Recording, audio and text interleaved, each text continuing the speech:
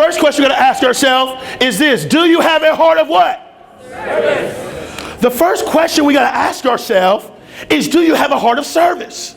Because again, remember, leadership is about service. Someone say service.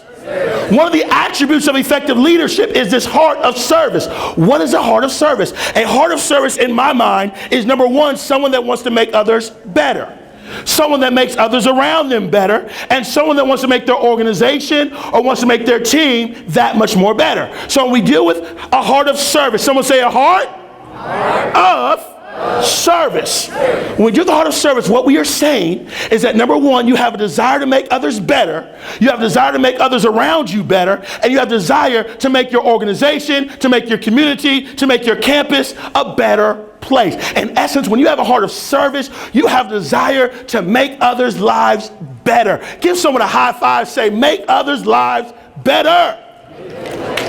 This is the heart of service. Now, the reason why heart of service is so important, the reason why it's so valuable, it's going to get good in here real quick. The reason why it's so valuable is because when you have a heart of service, number one, you have a foundational concept of great leadership. Number two, when you have a heart of service, you're going to be more effective at influencing and getting support from other people. Number three, the reason why you have the heart of service is because when you have a heart of service, you're going to make a greater impact. Someone say impact. But the fourth reason you have a heart of service, watch this, is because service positions you for greatness. See, you got to understand, who wants to be great? Raise your hand. Who wants to be great as a leader? Raise your hand. Who wants to have a great organization? Raise your hand. Who wants to be great in life? Raise your hand. All right, put your hands down. See, service positions you for greatness. When you think about people that have impacted the world and people that we celebrate, one of the things you'll discover is they had a heart of service. In January, we're going to celebrate the birthday of Dr. Martin Luther King Jr. He had a heart of service for his people. In February, we're going to celebrate Abraham Lincoln. He had a heart of service for the people he represented.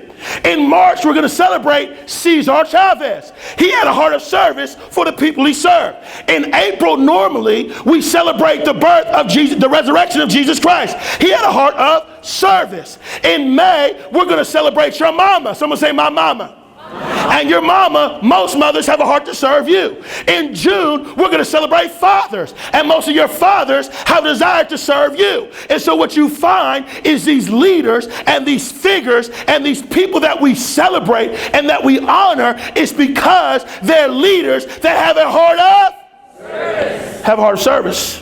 So if I'm going to come with something great, if I'm going to do something great in the world, I got to have a heart of service. It's one of the reasons Dr. King said, and I quote, he said, anyone can obtain greatness because greatness is attained in service. King says, greatness is attained in service. Wait a minute, King. Out of everything you said, out of everything you talk about, you want a generation to understand that greatness can be obtained in service? Yes. Because what a generation has to understand is you don't have to be on MSNBC to be great. You don't have to sell out Madison Square Garden to be great. You don't have to be the most popular person on social media to be great.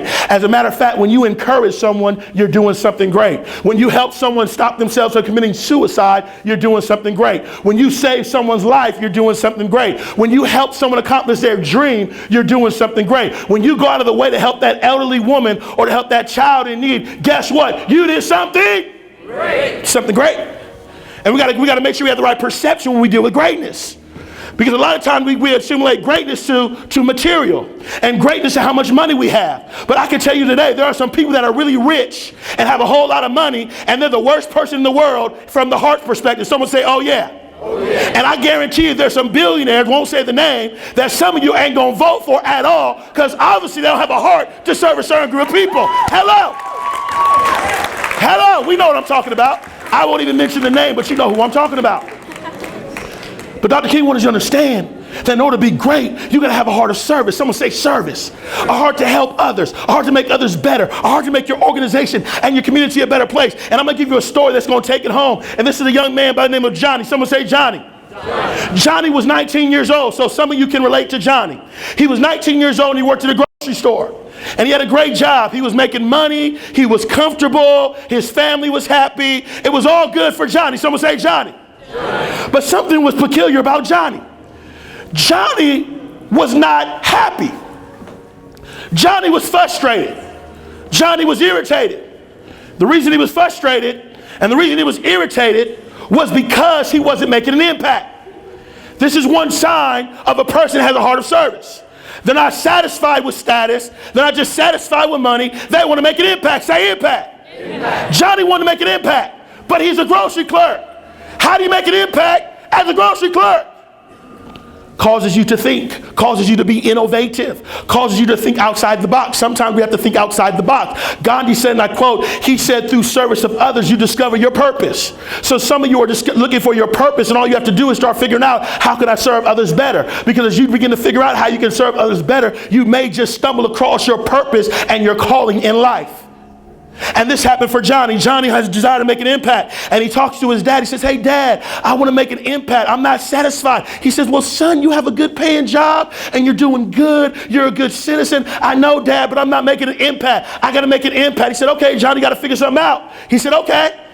And he went into his closet, and creativity and innovation began to flow out of his mind. And he came up with a brilliant idea. He said, every day I'm going to take some time and I'm going to write down on a piece of paper a special note. You're awesome and you're incredible and you're outstanding and you can make it. And so every day in the grocery store, when you would go through Johnny's line, he would have this message and he would put the message in the grocery bag. So that when you get home, no matter what you were feeling that day, no matter how bad your day was, no matter how great your obstacle was, there was someone that was there to encourage you. There was someone to let you know that I care. There was someone to let you know that I'm concerned. This is the model of servant leadership. Someone say, oh yeah. Oh, yeah. But let me tell you what happened to Johnny. When Johnny started doing this, people started coming back to the store. When Johnny started doing this, his grocery line was the VIP line. When Johnny started doing this, the grocery store made more money. When Johnny started doing this, he actually became the leader of the grocery store.